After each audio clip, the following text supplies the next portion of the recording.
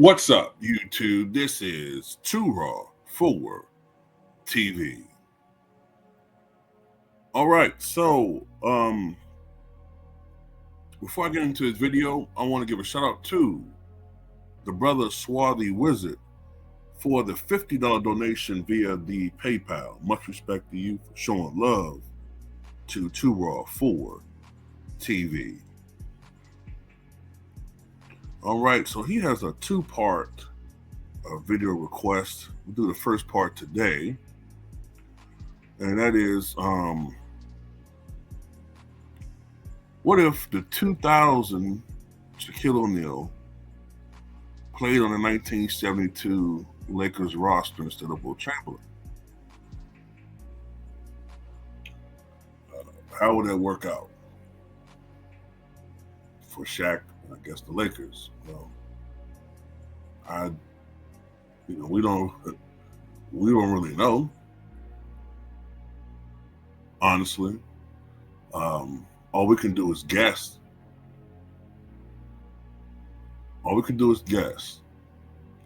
Now, of course, Shaquille O'Neal was at his absolute prime in the year 2000. That's the year he won his only league MVP award. He should have won more. Shaq was, I believe, about 28 years of age, 27, 28 years of age that NBA season. And that's the year that he truly, you could really see it. He really bulked up by that point in time. I think he was around 340, 350 at that time.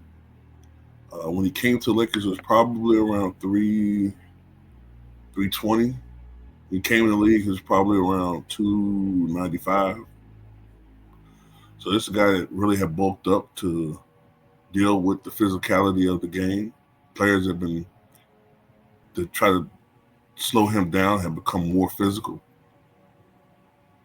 This was right before the weight gain really began to slow him down somewhat. Okay, led league in scoring 29.7 points per game.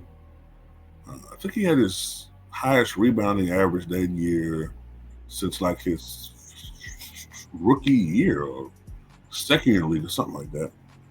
He worked on his passing. His defense was good, not great. Of course, he had Kobe Bryant that year and Glenn Rice. So look, I tend to think that he would have struggled a little bit with the 72 Lakers. And this is why I say that. And maybe people disagree with me, but this is why I say I think that he would struggle somewhat. Number one, Bill Sharman was the coach of that team. If memory serves me correctly, right? Bill Sharman was the coach of that team. And Bill Sharman had the bright idea of having the Lakers, that Lakers team, play essentially like the Boston Celtics. And Wilt was basically Bill Russell on that team. Running the floor, playing defense, blocking shots, grabbing rebounds, also being a playmaker. If you remember anything about that season, you saw Wilt do something that you almost never see anymore. One of the best of the 90s generation as far as doing this, I remember, was Charles Barkley. Outlet passing. Getting a rebound, having one of the guards sprint toward the basket in a fast break situation, throwing a Hail Mary basketball pass for an easy layup or score. Let's put it like that. First of all, Shaq, if you're talking about the 2000 version of Shaq, I don't see him having the stamina to play that type of basketball for an entire season. Look, let's look at something here.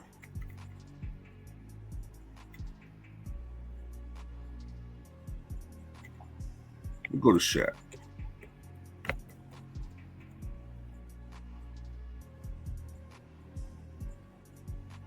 Now, for his career, Shaquille O'Neal averaged about 34.7 minutes per night, right? Now, of course, that includes some of the years he's a role player. Let's just look at his prime years, all right? The years that he played over 36 minutes a game. So that's 1992 to 2004, 12-year period.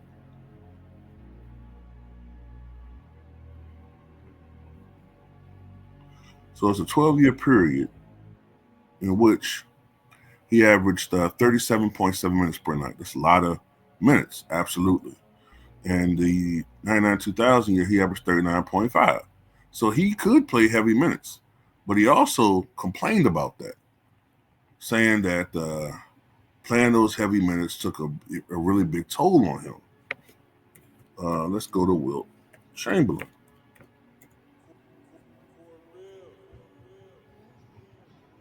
Wilt, for his career, averaged 45.8 minutes per game. 45.8 minutes per game, which is the all-time NBA record. Even in the twilight of his career, the 71-72 Lakers will average 42.3 minutes per game. And the pace was a lot faster, much faster with the way they played basketball in 1972 than they did in 2000. I want to say in 2000, the amount of possessions per game was like closer to 90. Let me see.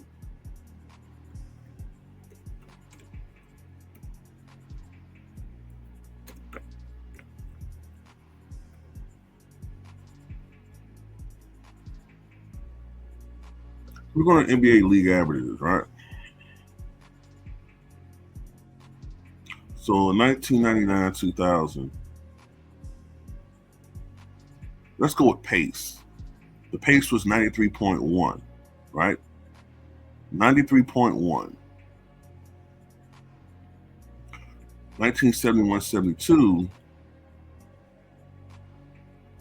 actually they hadn't tracked pace, but the earliest year they did pace it, track it, 1973-74, 107.8.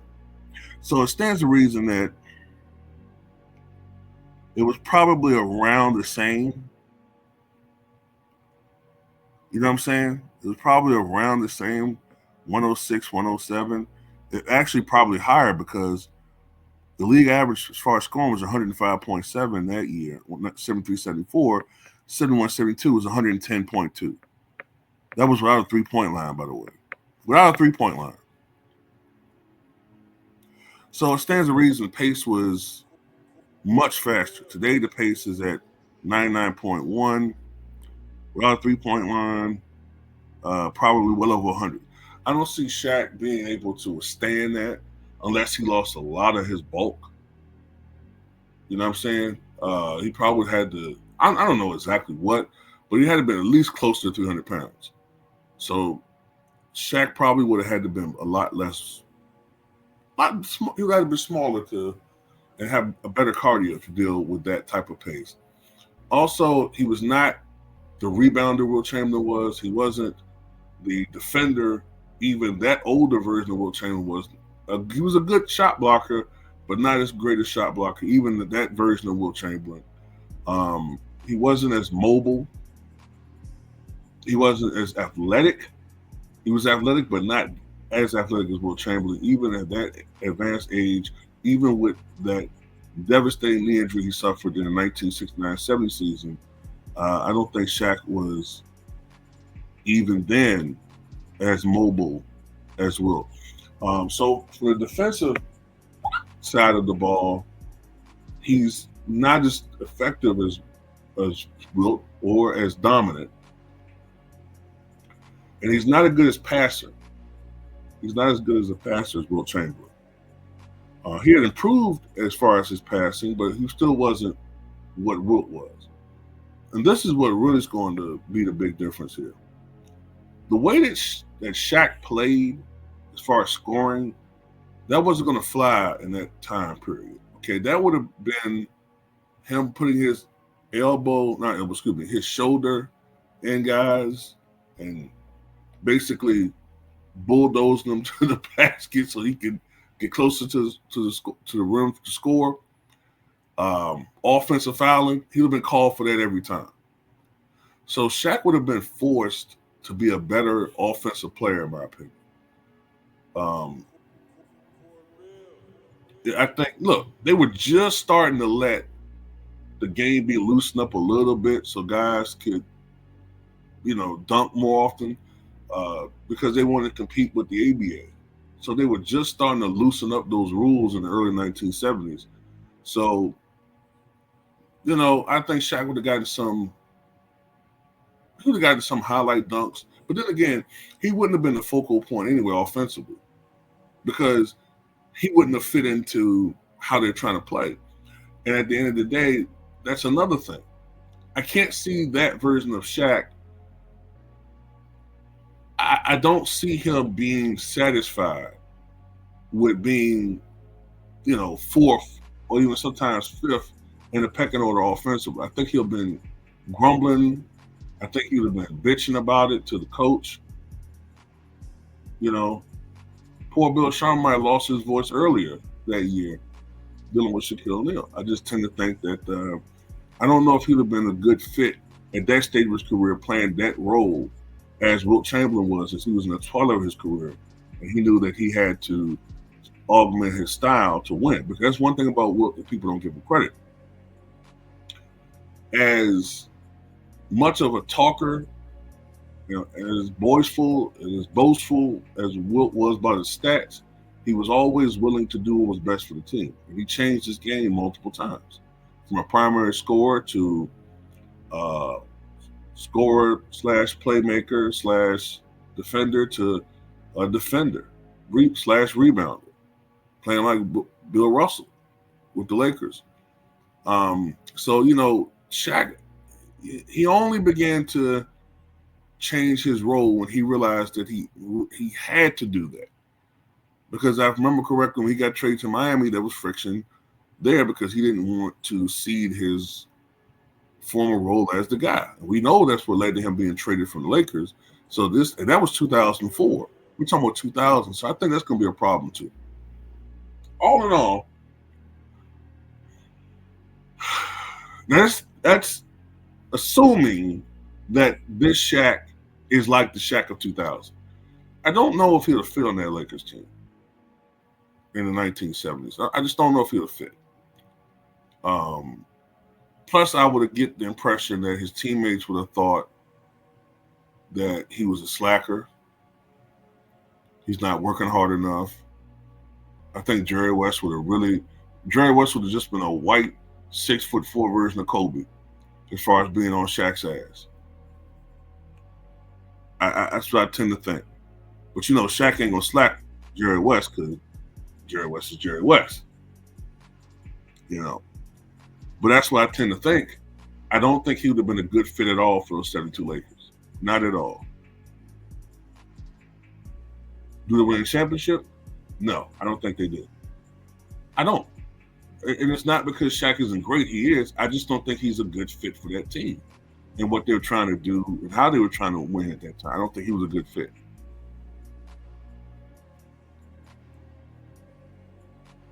Even if he tried, I just don't know if he would have been. Maybe he'd had to totally change everything he did within a matter of months, and I don't see that happening.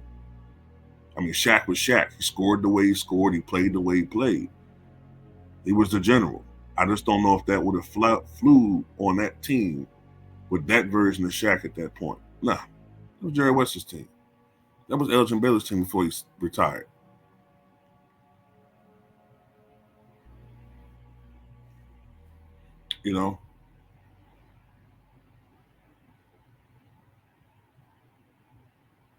But anyway, that's how I tend to look at that. And he would have. Oh, another thing. Shaq would have been complaining a lot. He would have seen what it was like having to go up against quality big men all the time. I'm not saying he didn't have that issue when he played, but not by 2000. By 2000, all those guys had retired. But if he had came in at that point, yeah, it would have been something different. But anyway, that's all I got to say about two guys.